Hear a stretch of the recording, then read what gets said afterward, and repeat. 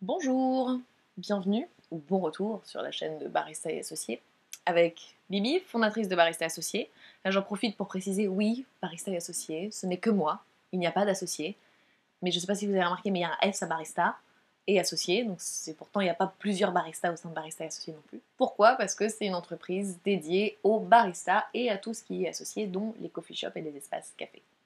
Voilà, je le mets là comme ça, pour ceux que ça intéresse. Revenons au sujet de la chaîne YouTube de Barista et Associés, le café, le barista, les coffee shops.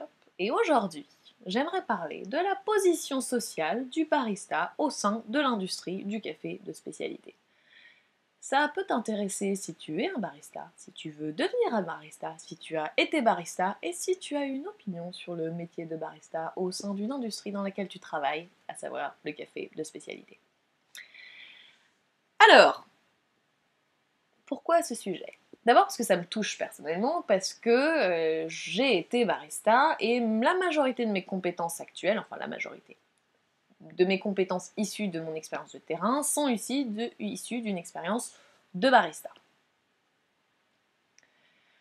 Donc, rappel de qui je suis, j'ai commencé dans le café de spécialité en 2012 en tant que barista et j'ai bossé en Australie, à Sydney, en tant que barista dans des coffee shops de spécialité pendant 2 ans et ensuite je suis rentrée en France où j'ai travaillé en tant que barista et formatrice et torréfactrice et contrôle qualité pour un restaurateur et ensuite j'ai été barista dans un coffee shop pendant 6 mois et ensuite j'ai créé Barista et Associés.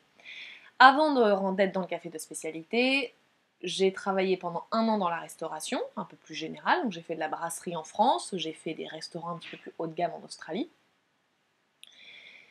Et je travaillais aussi dans des coffee shops en Australie, mais plus sur la salle. Et avant ça, je travaillais dans la vente. C'était un job d'étudiant où je travaillais dans la vente, et avant ça, j'étais dans l'accueil. Voilà. Hôtesse, voilà, accueil. Bon, on a l'impression que c'est pas grand-chose, mais finalement, c'est assez formateur sur tout ce qui est expérience client. Donc j'ai quand même voilà, un certain passif en termes d'expérience client. Et je constate aujourd'hui, et de plus en plus, hein, c'est pas nouveau, mais je constate qu'effectivement, finalement, le métier de barista est probablement l'un des métiers les moins respectés de l'industrie du café de spécialité par ses pairs. Alors, je pense que je le mettrais à peu près au même niveau avec l'importateur. Hein, l'importateur qui est estimé inutile finalement par beaucoup qui ne connaissent pas l'intérêt de ce métier, hein, parce que l'idée, on a un torréfacteur de spécialité, donc on va sourcer soi-même son café. Oui, enfin bon, un importateur, l'avantage c'est qu'il connaît les contacts sur place, et puis surtout, il est capable d'exporter du café, ou d'importer du café, ça dépend où on se place, dans des conditions de stockage cohérentes, et puis à des prix cohérents aussi. Donc il n'est pas du tout négligeable, et le barista non plus. Donc jusqu'à présent, j'avais tendance à pas mal comparer le fermier au barista, dans le sens où pour moi, ce sont les deux bouts de chaîne. Le fermier d'un côté, ça fait tout le trajet jusqu'au barista, hop, qui est le dernier interlocuteur pour le client final. Et je trouvais que c'était similaire parce que finalement, en termes de tarifs, en termes de paiement, ce sont les deux dont on se fout royalement du salaire, et que moins ils sont payés et plus ça nous arrange. Hein, je pense que c'est vraiment les deux. Alors de manière générale, plus moins on peut payer, plus on est content. Hein, mais je trouve que vraiment on a tendance à essayer de payer le moins possible les fermiers et à essayer de payer le moins possible les baristas. Sauf que dans le café de spécialité, on fait de son mieux pour mieux payer les fermiers. Même si, attention, hein, faut pas déconner, ils ont pas non plus des salaires mirobolants. D'après ce que j'ai compris, le SMIC français pour eux ce serait un truc exceptionnel. Donc voilà. Mais attention, hein, remettons les choses dans son contexte. Un SMIC, je pense que dans un pays producteur, un SMIC français n'a pas la même valeur qu'un SMIC français en France, hein, où la vie est un petit peu plus chère au quotidien. Je ne connais pas toutes les données sociales, économiques, etc. de chaque pays producteur, mais à prendre en considération.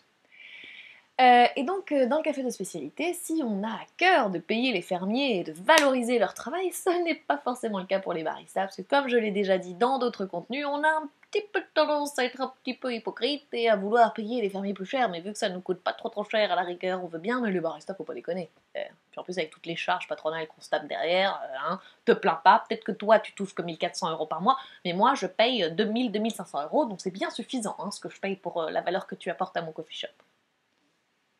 Vous sentez le vécu là? Vous sentez l'agacement léger? Et en fait, pourquoi est-ce que déjà ça me concerne? Parce que comme je vous l'ai dit, j'ai été barista et que donc c'est des positions, des discours que j'ai déjà entendus dans le passé et auxquels j'ai été confrontée. Et je vois qu'aujourd'hui, mes compétences étant issues en partie d'une expérience sur le terrain en tant que barista, je vois bien que ce ne sont pas des compétences qui sont forcément reconnues par certains. Donc voilà, donc c'est un sujet qui m'intéresse et c'est une discussion que j'ai eue aussi avec quelqu'un que j'apprécie dans l'industrie et qui commence à avoir aussi un petit point de vue comme quoi le barista ne sert à rien, ou pas à grand chose finalement. Pardon. Voilà, pour moi le métier de barista ça a été une découverte en tant que cliente d'abord et j'ai adoré ce personnage qui pouvait égayer mes journées et qui pouvait me faire rencontrer plein de monde. Et après, en étant barista, moi c'est un poste que j'ai aimé parce que je trouvais que, certes on fait que du café, mais un café ça peut égayer la vie de quelqu'un, la journée de quelqu'un, apporter un peu de réconfort, apporter un peu aussi un prétexte pour communiquer. Donc il n'y a pas de petit métier et je pense qu'il est important de le souligner. Peut-être que c'est la France dans laquelle on a tendance à se dire tu n'as pas fait 15 000 ans d'études et tu ne touches pas des choses très très chères, donc tu ne sers à rien. Je ne sais pas si c'est culturel dans ce cher pays qui est le nôtre, mais en tout cas, je pense que c'est problématique. Qu'il y a un moment, faudrait pas moins respecter le barista sous prétexte que soi-disant il ne sert à rien dans la chaîne du café de spécialité. Je sais pas si vous remarquez, mais le sujet m'amuse beaucoup. Ok, donc déjà, petit rappel. C'est quoi un barista? Un barista, c'est un professionnel, déjà, un professionnel de la restauration et du café de spécialité. Et précisément, c'est un professionnel qui sait extraire le meilleur de ses grains de café, qui connaît son produit et qui sait le servir. Hein, parce que savoir faire du café, ça s'appelle être un coffee geek, pardon. Savoir servir du café, ça s'appelle être un serveur. Savoir préparer du café et le servir et donc le vendre, ça s'appelle être un barista. Voilà. Sachant que, pourquoi est-ce que je dis bien que c'est un professionnel? C'est au sens où capable de le faire avec constance et rapidité dans un environnement de restauration, donc avec certaines règles d'hygiène et de choses comme ça. Ok, donc aujourd'hui, un barista, il peut prétendre à quel salaire, ce qui est quelque chose qui est quand même très intéressant pour beaucoup d'entre nous. La majorité vont commencer à 1 400 € pour 35 heures, à Paris. Hein, je pense qu'en province, peut-être un petit peu plus bas, mais des prix que j'ai entendus, c'est pas tellement loin, hein, c'est pas tellement éloigné en province. Et puis ensuite, ça peut monter à 1 500 après 6 mois d'expérience, puis éventuellement à 1 600. Et puis si on a des responsabilités supplémentaires, si on devient manager ou autre, et puis si vraiment on est très très très compétent, on peut monter à 1 700, 1 800. Dans certains endroits, ça monte au-dessus, mais ça reste l'exception. L'avantage du barista, c'est qu'en général, c'est quelqu'un qui commence une reconversion ou qui commence à découvrir une carrière et qui n'est donc pas très très exigeant ni très ambitieux en termes de salaire. Donc au début de sa carrière, ça lui va très très bien d'être payé ce genre de choses. Et c'est les propriétaires de coffee shop et les torréfacteurs qui sont ravis. Alors, sachant évidemment qu'aujourd'hui en France, les opportunités sont quand même assez réduites parce qu'en réalité le nombre de coffee shops est encore réduit et aussi sachant que les possibilités en tant que barista pour s'amuser, hein, pour faire du café avec des billes, avec du matériel un petit peu plus excitant que ce qu'on peut avoir à la maison, sont aussi réduites. Hein, donc en termes d'opportunités en France, on n'est quand même pas sur des choses très très très poussées. Bon, ceci dit, il n'y a pas énormément de baristas expérimentés, forcément, l'industrie est encore nouvelle en France, encore niche. Mais ça se développe. Hein, ça se développe. Mais bon, ça reste encore un petit peu limité, puis surtout qu'on a tendance à attendre du barista aujourd'hui en France qu'il fasse son café et qu'il le serve sans rien dire, et on a tendance à trouver normal qu'il fasse ça, même s'il s'ennuie, hein, même si c'est pas très stimulant pour lui. Après tout, on lui verse un SMIC, c'est pas pour qu'il commence à réfléchir et à nous dire qu'il s'emmerde et qu'il voudrait d'autres conditions de travail. Taratata, non. On paye le SMIC pour que tu te taises et que tu fasses le truc le plus simple au monde, faire du café. À l'étranger, on a un petit peu plus de potentiel. Le métier peut être plutôt reconnu, hein, pas partout, mais en Australie, il est assez respecté. D'ailleurs, si vous n'avez pas 3 ans d'expérience, vous n'avez même pas la peine de postuler dans certains endroits. Ou si vous ne connaissez pas des gens qui peuvent affirmer que vous êtes compétent. Mais en France, non, on n'est pas là encore. Puis apparemment, aux États-Unis, en Angleterre, c'est pas non plus GG, quoi. Hein. Donc l'évolution possible pour un barista, pour non seulement gagner un petit peu plus d'argent, mais aussi un petit peu plus de crédit, respect, c'est de devenir formateur. Voilà. Alors là, pareil, un formateur, c'est pas comme s'il y a pas mal de formateurs, il n'y a pas non plus énormément d'opportunités. Puis si le métier de barista n'est pas respecté, à quoi bon se former? N'est-ce pas? Où on se forme, on fait une petite formation basique, mais les bases, quoi. Puis après, ben, du coup, ce sera facile, forcément, vu que le métier de barista est facile. N'est-ce pas? Donc et puis en tant que compétence, un formateur n'est pas plus respecté qu'un barista parce que concrètement, bon, il a les mêmes compétences qu'un barista, il a juste la compétence supplémentaire de savoir les transmettre, Mais bon, savoir transmettre des compétences que personne ne respecte à la base, ça sert pas à grand chose non plus. Donc attention, hein, là je suis un petit peu dans la caricature, ce qui est mon style de façon générale, mais c'est pas l'idée de dire que tout le monde méprise les baristas, mais c'est quand même l'idée de dire que c'est pas très respecté. Effectivement, des compétences de barista, la majorité des acteurs du café de spécialité ont tendance à partir du principe que ce sont des choses qui sont faciles, qui sont accessibles, et que eux-mêmes maîtrisent, et que donc ils n'ont pas besoin d'un barista. C'est pas parce qu'ils pensent qu'ils les maîtrisent effectivement, mais voilà, je pense que le mépris vient en partie du fait que beaucoup pensent que extraire du café, c'est à leur portée.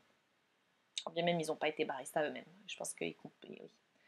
Et puis comme ils connaissent le produit, peut-être qu'ils ont moins besoin de cette interaction avec le barista et qu'ils comprennent moins cette interaction avec le barista qui permet de comprendre le café de spécialité et de traduire le travail des fermiers et des producteurs et du torréfacteur, de l'importateur. Donc, j'ai fait un petit peu voilà, un overview de ce qu'est le barista aujourd'hui en France, un petit peu globalement, mais principalement en France. Maintenant, j'aimerais creuser un petit peu plus en détail ce qu'on reproche au barista, ou ce pourquoi on trouve que vraiment le barista ne sert pas à grand chose, ou ce n'est qu'un grain de sable sur une plage blindée de sable, et que donc finalement on n'a pas vraiment besoin des baristas. Alors la première chose que je vais vous mettre, là, pour commencer un petit peu à entrer dans le vif dans ce sujet, c'est un mème créé par Matt Burger, que je vais vous afficher juste là, ou sur le côté, dans lequel vous voyez donc que l'industrie se met d'accord pour dire que si le café final n'est pas bon, c'est la faute du barista. Bah oui, bien sûr, forcément. C'est-à-dire que le barista ne sert à rien, mais si jamais ça foire, c'est de sa faute. Mais s'il sert à rien, ça veut dire que du coup son impact est nul, il est à zéro. Par conséquent, ben si le café est pas bon, ça peut pas être la faute du barista. Ah, c'est la faute du barista quand même. Ah bah dans ce cas-là, ça veut dire que le barista a un rôle très très important, en fait. Ah non, parce que en fait, faire du bon café c'est facile quand on a les bons grains, et que vraiment ces baristas c'est vraiment des merdes, hein, parce qu'ils savent pas faire et ils sont capables de foirer même des cafés qui sont exceptionnels. Bah vraiment c'est des abrutis qui veulent devenir des baristas alors, hein, si tout ce qu'ils font c'est foirer le très très bon café qu'on leur donne. Oui, parce que pour ceux qui ne savent pas, ça m'arrive de temps en temps de faire... Alors j'ai eu une petite période, là j'ai mis ça de côté pour l'instant, mais je vais y revenir, mais pendant lesquels je fais des reviews, des critiques sur le café que je peux boire en coffee shop, et je n'évalue que la tasse finale, et je décris ce que j'ai pu goûter, acide, amer, etc. Et je n'évalue que la tasse finale. Et j'ai des messages de personnes qui me disent « Oui, mais c'est pas forcément la faute du barista ». Je dis « Non, mais j'en suis parfaitement consciente, et je suis tout à fait d'accord sur le fait que si la tasse finale n'est pas bonne, ce n'est pas forcément la faute du barista. Mais quand je fais des critiques, je n'évalue pas la cause. J'évalue ce que, en tant que cliente, on me sert.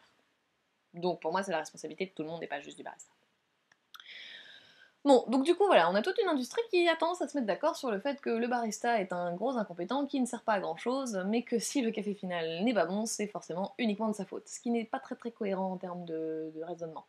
Hein, c'est soit on sert à rien, et dans ce cas-là, c'est pas de notre faute si le café est dégueulasse, soit on sert à beaucoup de choses, et dans ce cas-là, effectivement, on peut avoir une responsabilité.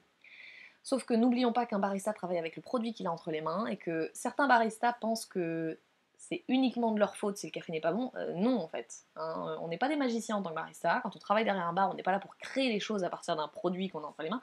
On est là pour traduire en tasse ce que le produit contient déjà. Donc s'il y a des flavors qui sont pas bonnes, il y a de fortes chances pour que ça ne vienne pas de l'extraction, mais que ça vienne je sais pas moi, de la qualité du grain, de la torréfaction ou autre. Le barista peut mettre en avant ou pas des flaveurs ou des saveurs, et changer l'intensité, et jouer sur le corps et plusieurs aspects, mais créer des flaveurs, il peut pas. Les flaveurs sont déjà dans le grain. Il fait pas des arrangements chimiques pendant l'extraction pour réorganiser les différentes chaînes d'aminés, etc. Je sais pas exactement comment ça fonctionne, mais ça veut dire que, a priori, créer des flaveurs, c'est vraiment pas le truc que le barista peut faire au mieux. A priori, il peut pas le faire du tout. Mais bon, sait-on jamais, peut-être qu'un jour on va nous prouver le contraire. Bon, en attendant, on peut considérer que c'est pas le cas. Et donc, un barista, tout ce qu'il peut faire, c'est mettre en avant ou cacher des flaveurs. Et en général, souvent il faut cacher des choses, parce qu'on n'a pas que des bonnes choses, même dans le café de spécialité. Comme je l'ai déjà dit souvent, nous avons encore beaucoup de chemin à faire. Une autre chose qu'on entend dans le café, dans l'industrie du café de spécialité, c'est que le barista, vraiment, c'est un flemmard. Oh là là, putain, il s'en fout du café, il se renseigne pas, il lit pas, il fait rien de sa vie, quoi. Il est juste là, il s'en fout, Il arrive, il fait ses trucs, il repart. Mhm. Oui, alors déjà, rappelons qu'un barista travaille dans la restauration, que la restauration est un métier compliqué et très fatigant, et qu'il y a un moment, faut pas trop pousser non plus, que si on le balance au milieu d'un truc, sans formation, sans qu'on s'occupe de lui, et en plus qu'on le paye pas, je vois pas pourquoi il ferait du zèle, à part pour son intérêt personnel, pour son éducation personnelle, et en fait, beaucoup de baristas font du zèle.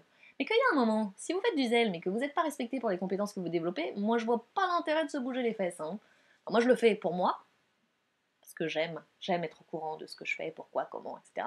Mais je comprends qu'il y en ait plein qui ne le fassent pas. Alors, attention, on est d'accord, il y a des gens qui se renseignent pas assez, il y a des gens qui s'intéressent pas particulièrement. Mais à un moment, il faut être cohérent, les mecs. Hein. Si le barista évolue dans un environnement qu'il ne valorise pas, c'est la base de tout être humain. Hein. Pas de valorisation, pas de reconnaissance, pas de travail en face.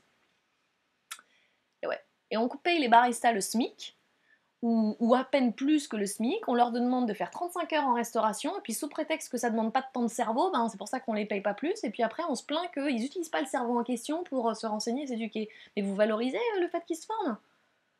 Enfin, je dis vous. En général, est-ce que l'industrie sait valoriser le métier de barista? Bah non, moi tout ce que j'entends depuis 3 ans, c'est que le barista il sert pas à grand chose. Les seules personnes qui sont conscientes de l'intérêt d'un barista, c'est les baristas. Ceux qui sont encore baristas, parce que ceux qui évoluent après dans l'industrie du café de spécialité, plus ça va et plus ils disent ah non, ça sert à rien. Moi j'étais bien parce que moi je me renseignais. Mais les baristas aujourd'hui, eux ils s'en foutent. C'est des flemmards. Pardon, on n'est pas les mêmes standards, mais d'abord on n'a pas tous les mêmes motivations. On peut pas juger les gens sous prétexte que leurs motivations sont pas les mêmes que les nôtres. Et ensuite, encore une fois, est-ce qu'ils sont valorisés? Est-ce qu'ils sont reconnus pour ce qu'ils font? À chaque fois que j'ai travaillé dans des endroits où les compétences et les prises d'initiative étaient valorisées, en général, ça se passait plutôt bien, quoi. Après, je suis peut-être plutôt optimiste sur l'être humain en général. Et je veux dire, il y en a plein des baristas chouettes. Moi, j'en vois beaucoup. Oui, certes, en tant que cliente, je trouve que le café est rarement bon. Je trouve qu'effectivement, il y a beaucoup de baristas qui sont en contrecarre ou qui partent du principe surtout que ce qu'ils font est exceptionnel.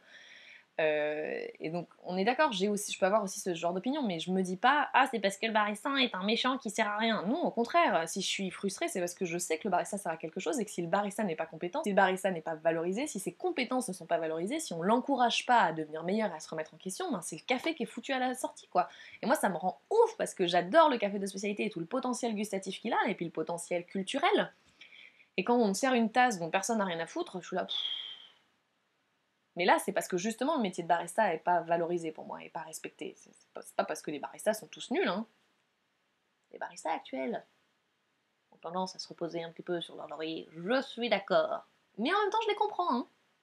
Ah oui, un de mes trucs favoris aussi sur les baristas. Déjà, le barista est un serveur.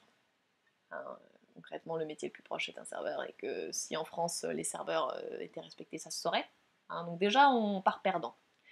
Mais alors en plus de ça, a priori, le barista est donc un serveur qui n'a donc pas créé son propre business et sa propre entreprise.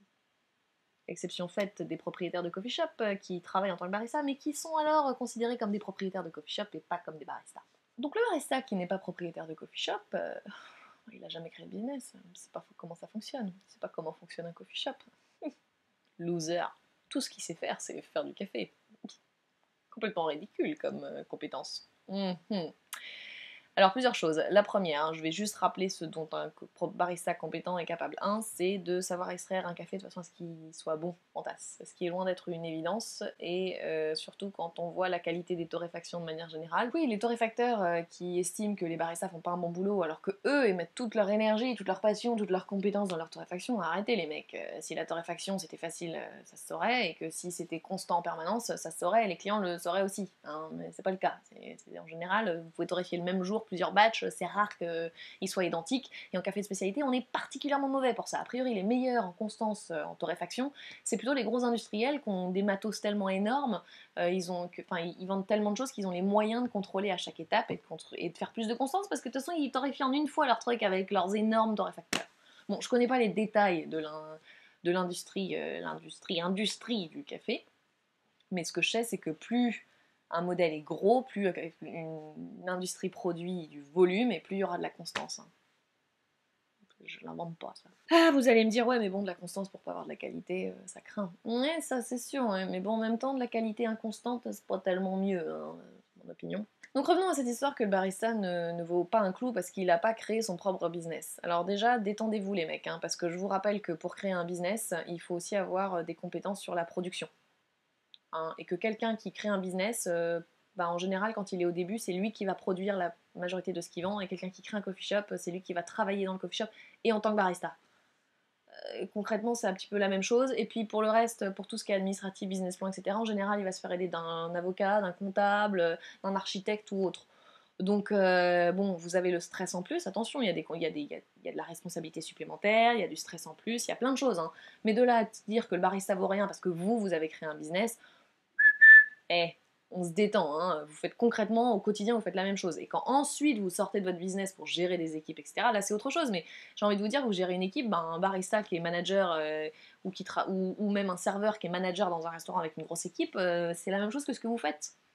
Je vois bien en termes, donc avec Barista et Associés, société créée il y a un peu plus de 2 ans et demi maintenant, bon bah je dois vendre du conseil, je dois pas vendre du café, bah clairement c'est pas exactement la même compétence que de vendre du café, donc je dois faire de la pub, faire du marketing, ce genre de choses, voilà, bon bah c'est pas tout à fait les mêmes compétences.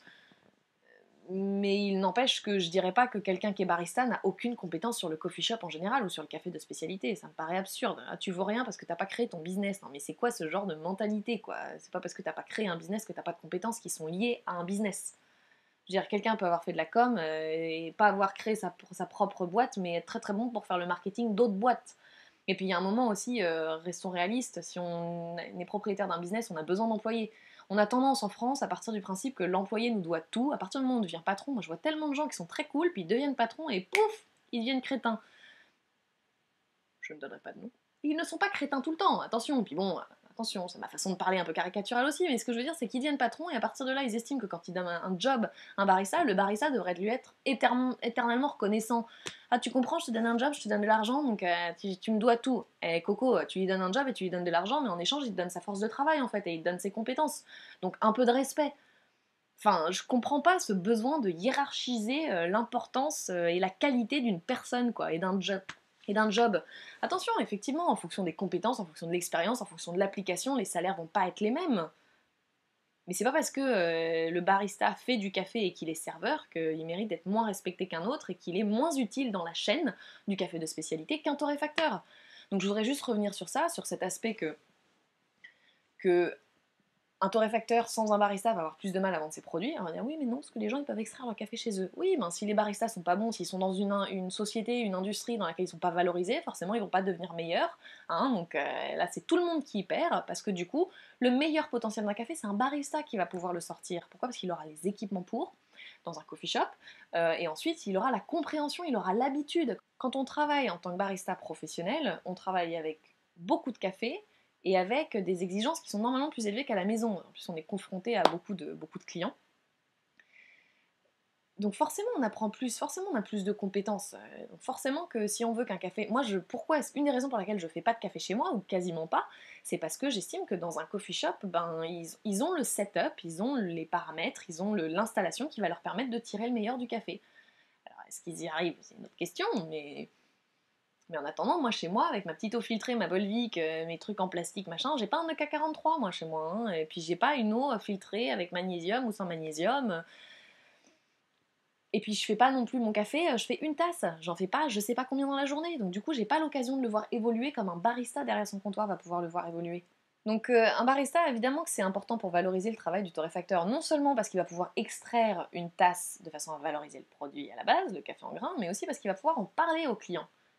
Et le café de spécialité, c'est pas juste une histoire de goût, je l'ai déjà dit, mais je le répète, c'est aussi une histoire d'échange autour d'un produit et de connexion entre les gens. On connecte le client final au fermier. Comment? En lui parlant du fermier. Un torréfacteur, il dit ah, on n'a pas besoin des baristas, on peut le faire. Mais un torréfacteur n'a pas le temps de faire ça. Ou alors il fait ça en boutique éventuellement. Donc il y en a à Paris aujourd'hui qui transforment leur coffee shop en boutique. Et il dit ça leur permet d'avoir plus de temps pour parler avec les clients. Super! Mais du coup, ça se passe uniquement au niveau du discours. Et du coup, on perd la partie préparation du café. Mais je ne perds pas espoir, hein. Je suis persuadée qu'on va bientôt arriver, enfin bientôt, je ne sais pas combien de temps ça va nous prendre, mais qu'à un moment, le barista sera valorisé. Donc j'aimerais rappeler deux, trois choses. Hein. Et à toi, barista, qui aussi te sens méprisé par l'ensemble l'industrie dans laquelle tu travailles, pour laquelle tu travailles, et peut-être même par certains clients, hein, qui ne te considèrent pas avec le respect qu'ils devraient, sous prétexte que tu n'es qu'un serveur. Hein, je rappelle que chaque être humain mérite le même respect, quand bien même qu'il soit employé, qu'il soit patron, qu'il soit serveur, qu'il soit avocat ou je ne sais pas quoi. Peut-être une théorie un petit peu trop new age, je ne sais pas. Donc, barista, j'ai un message pour toi. Première chose, sans toi, il n'y a pas de café de spécialité. Bah non.